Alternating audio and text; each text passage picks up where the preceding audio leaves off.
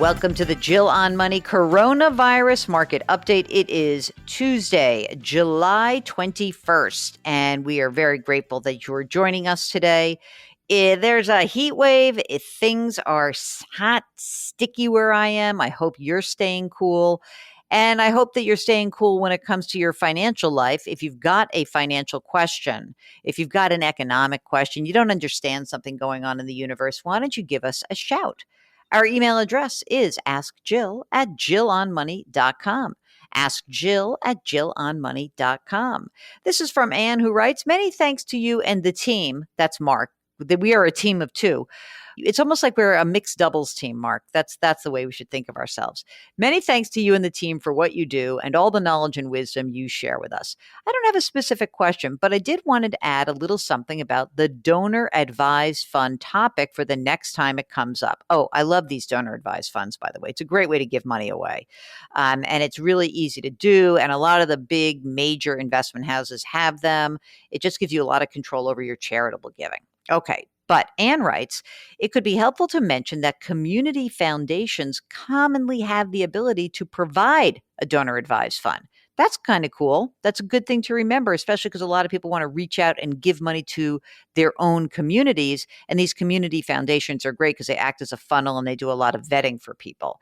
Okay, so when a community foundation does provide a donor advised fund, it allows the donor to keep the funds in the community. It may be important to giving goals. No requirement to make grants from the fund to local organizations, but the community foundation, which does support local charities, would benefit from the fees generated from the donor advised funds. Excellent. That's so good. Okay. Thanks for everything you do. Stay well, Anne. Very good one. I like that, Anne. And I like the idea of giving right now because we could all use a little bit of giving. Okay, this is from Subrat, who says, I wrote about estate planning and he said it was very helpful. It spurred me to finally act. Can you tell me the pros and the cons of using an online service such as Quicken or LegalZoom versus hiring a lawyer? Basically, is it worthwhile to pay extra for a lawyer?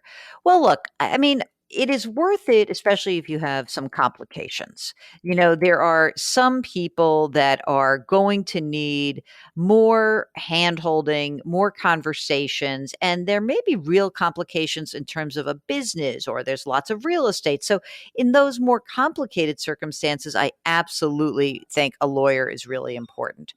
If it's a simple will, I leave everything to you, honey. You leave everything to me. That's called a sweetheart will. Or maybe you're single and there's maybe no children involved and there's no complications. That's when I think the online can really be helpful.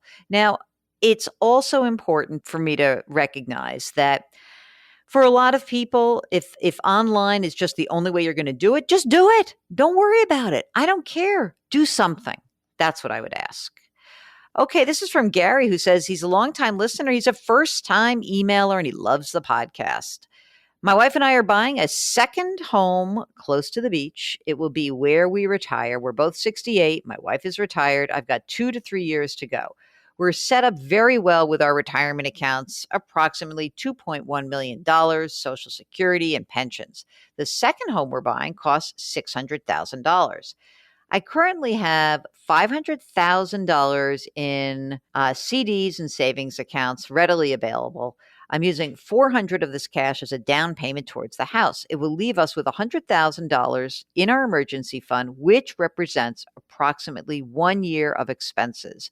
My question, should I get a mortgage for the $200,000 balance on the second home, or should I borrow from my existing home equity line of credit? The current rate is 3.5%.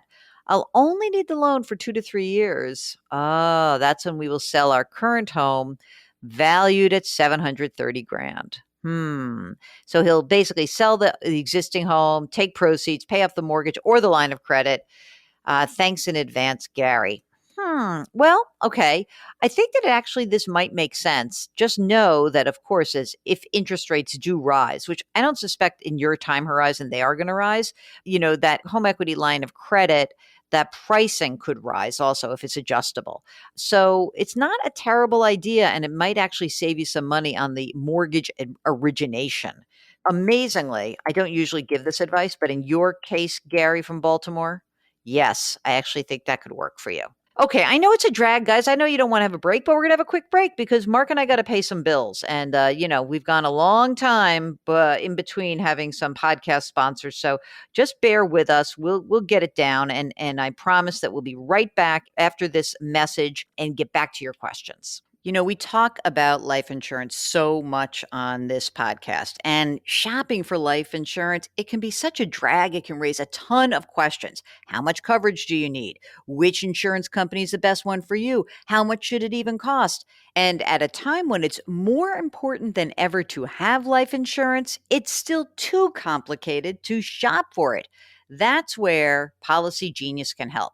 As a life insurance marketplace backed by a team of experts, Policy Genius is keeping track of all of the changes in the market so you don't have to.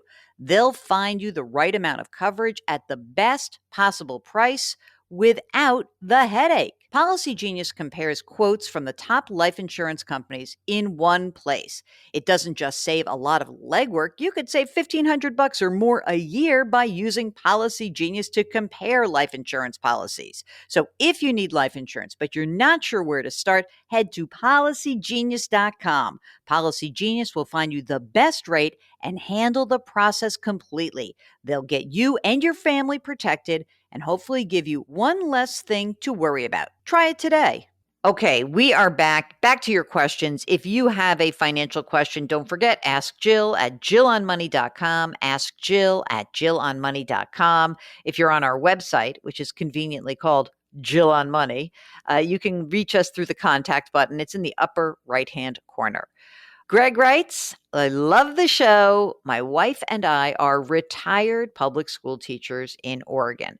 We have combined over $1 million in retirement, a half in traditional IRA, a quarter in Roth, and a quarter annuities. We live off of our pensions and additional monies that we make from coaching and substitute teaching, about $115,000 a year. Our only expense is we have a house and we owe $54,000 on it. It's worth 500 grand. I am 62. My wife is 63. Neither of us have started Social Security. We were hoping to hold off as long as we can to see those numbers grow. But we are not sure if, one, schools will be back in session for us to substitute teach or coach. Two, even if schools were to open up, do we want to, at our age, take the risk of getting a coronavirus by being around the kids in the classroom or athletic practices? We're both healthy. We've got no underlying medical issues. Since the middle of March, we've lost out on $10,000 of money from coaching, subbing, basketball camps based on the last 5-year average. Should we continue to wait on Social Security and tap some of the retirement monies if and when we need them, or should we start Social Security? We are faithful listeners of the podcast. Stay safe. I'm wearing my mask. Well, I mean, look, it doesn't sound like you're making that much money from the coaching and substitute teaching. It's really probably mostly your pension. So I am inclined to, at least, first of all, certainly wouldn't do anything right now.